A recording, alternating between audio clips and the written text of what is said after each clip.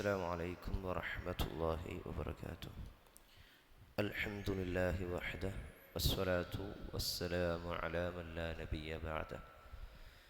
وعن أم المؤمنين أم حبيبة رملة بنت أبي سفيان قالت: سمعت رسول الله صلى الله عليه وسلم يقول: ما من عبد مسلم يصلي لله تعالى كل يوم 12 ركعة تطوعا غير الفريضة إلا بنى الله له بيتا في الجنة أو إلا بني له بيت في الجنة.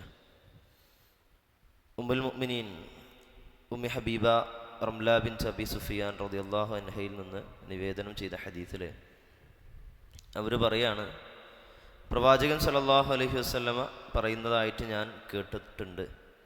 മാമിൻ അബ്ദിൻ മുസ്ലിമിൻ യുസല്ലി ലില്ലാഹി തആല കുല്ല യൗമിൻ 12 റകഅ തതവ്വുഅൻ ഗൈറൽ ഫരീദ. മുസ്ലിമായിട്ടുള്ള ഒരു ദാസൻ ഓരോ ദിവസവും നിർബന്ധ നമസ്കാരത്തിന് പുറമെ, അതായത് നിർബന്ധമായ നമസ്കാരങ്ങൾക്ക് പുറമെ സുന്നത്തായിട്ട് തതവ്വുആയിട്ട് 12 റക്അത്തുകൾ അള്ളാഹുവിനായിട്ട് നമസ്കരിക്കുകയാണ് എന്നുണ്ടെങ്കിൽ ഇല്ലാ ബനല്ലാഹു ലഹു ബൈതൻ ഫിൽ ജന്ന ഔ ഇല്ലാ ബുനിയ ലഹു ബൈതുൻ ഫിൽ ജന്ന. അതിന് പകരമായിട്ട് സ്വർഗത്തിൽ ഒരു വീട് നിർമ്മിച്ച് നൽകാതിരിക്കുകയില്ല, അല്ലെങ്കിൽ സ്വർഗത്തിലൊരു കൊട്ടാരം നിർമ്മിച്ച് നൽകാതിരിക്കുകയില്ല എന്ന് ഉമ്മ ഹബീബ റളിയല്ലാഹു അൻഹ പ്രവാചകൻ പറഞ്ഞതായിട്ട് ഓർമ്മപ്പെടുത്തുകയാണ്. നമസ്കാരം എന്നുള്ളത് പൊതുവേ അള്ളാഹുവിലേക്ക് നമ്മെ അടുപ്പിക്കുന്നതായിട്ടുള്ള പ്രധാനപ്പെട്ട ഒരു കർമ്മമാണെന്ന് നമുക്കറിയാം. നിർബന്ധ നമസ്കാരങ്ങളിൽ വന്നേക്കാവുന്ന വീഴ്ചകൾ പരിഹരിക്കാനും അതുപോലെ തന്നെ അള്ളാഹു സുബ്ഹാനഹു വ തആലയുടെ പ്രത്യേക സ്നേഹം നേടിയെടുക്കുവാനും ഒക്കെ റവാത്തിബ് സുന്നത്ത് നമസ്കാരങ്ങൾ കൊണ്ട് സാധിക്കുമെന്നുള്ളതാണ്. ഈ ഒരു ഹദീസിലൂടെ റവാത്തിബ് സുന്നത്ത് നമസ്കാരത്തിൻ്റെ പ്രത്യേകതയാണ് പ്രത്യേകം ഓർമ്മപ്പെടുത്തുന്നത് നമുക്ക് കാണാൻ സാധിക്കുന്നത്. എന്താണ് റവാത്തിബ് സുന്നത്ത് എന്നുള്ളത് നമുക്കൊക്കെ അറിയാം. നിർബന്ധ നമസ്കാരങ്ങൾക്ക് മുമ്പും ശേഷവുമായിക്കൊണ്ട് ഉള്ള സുന്നത്ത് നമസ്കാരങ്ങളാണ്. അതായത് നിർബന്ധ നമസ്കാരങ്ങളോട് ചേർന്ന് നിൽക്കുന്ന സുന്നത്ത് നമസ്കാരങ്ങളെയാണ് റവാത്തിബ് സുന്നത്ത് നമസ്കാരങ്ങൾ എന്ന് പറയുന്നത്, റവാത്തിബ് സുന്നത്തുകൾ എന്ന് പറയുന്നത്. അതിൽ ഈ റവാത്തിബിൻ്റെ പ്രത്യേകതയായിട്ട് ഈ ഹദീസിൽ പഠിപ്പിച്ചിട്ടുള്ളത്, ആരെങ്കിലും 12 റക്അത്ത് പതിവാക്കുകയാണ് എന്നുണ്ടെങ്കിൽ സ്വർഗത്തിലൊരു വീടുണ്ട് എന്നുള്ളതാണ്. 12 റക്അത്ത് ഏതൊക്കെയാണ് എന്നുള്ളതാണ് പിന്നീട് നോക്കാനുള്ളത്. തിർമിദി റിപ്പോർട്ട് ചെയ്യുന്നൊരു ഹദീസിൽ എണ്ണി പറയുന്നതായിട്ട് കാണാൻ സാധിക്കും: ളുഹറിന് മുമ്പ് 4 റക്അത്ത്, ളുഹറിന് ശേഷം 2 റക്അത്ത്, മഗ്രിബിന് ശേഷം 2 റക്അത്ത്, ഇശാക്ക് ശേഷം 2 റക്അത്ത്, സുബഹിക്ക് മുമ്പ് 2 റക്അത്ത്. ഇതാണ് റവാത്തിബ് സുന്നത്ത് നമസ്കാരങ്ങളിൽ ഈ ഹദീസിൽ പ്രത്യേകമായി പറഞ്ഞിട്ടുള്ള 12 റക്അത്തുകൾ എന്ന രൂപത്തിൽ തിർമിദി റിപ്പോർട്ട് ചെയ്യുന്നതായിട്ട് ഹദീസുകളിൽ കാണാൻ സാധിക്കുമെന്നുള്ളതാണ്.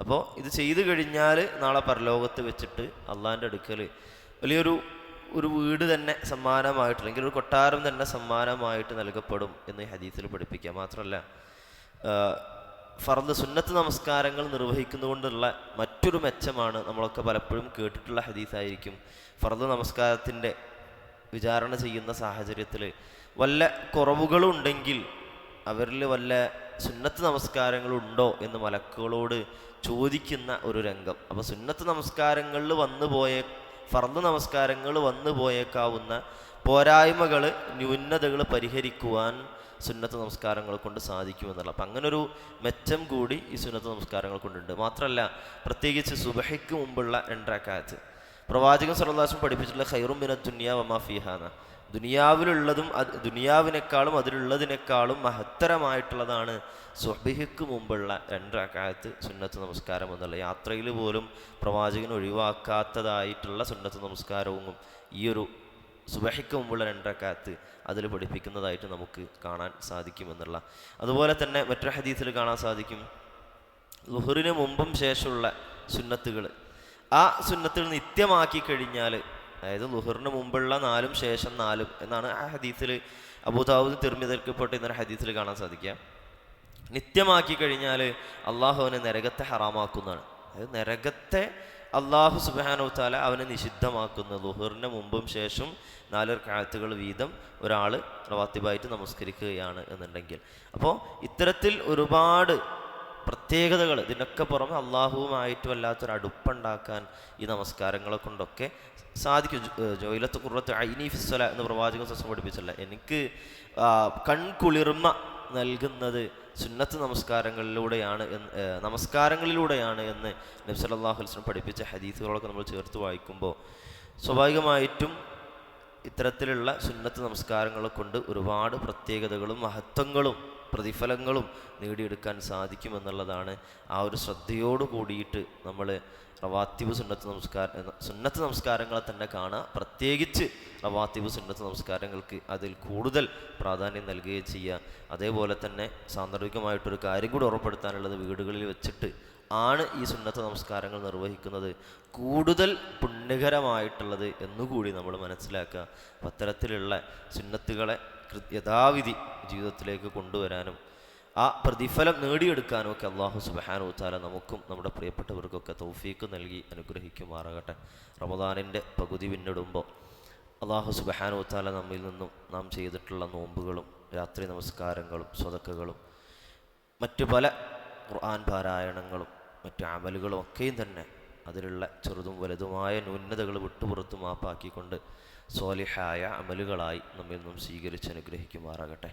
കൂടുതൽ ബാക്കിയുള്ള ദിനരാത്രങ്ങളെ ഊർജ്ജസ്വലരോട് കൂടിയിട്ട് ഇബാദത്തുകളിൽ മുഴുകാനുള്ള തൗഫീഖ് അല്ലാഹു സുബ്ഹാനഹു വ തആല നമുക്കും നമ്മുടെ പ്രിയപ്പെട്ടവർക്കും നൽകി അനുഗ്രഹിക്കുമാറാകട്ടെ. റബ്ബനാ ആതിനാ ഫിദ്ദുനിയാ ഹസനതൻ വഫിൽ ആഖിറതി ഹസനതൻ വഖിനാ അദാബന്നാർ. ആമീൻ ആമീൻ ബിറഹ്മതിക യാ അർഹമർ റഹീമീൻ.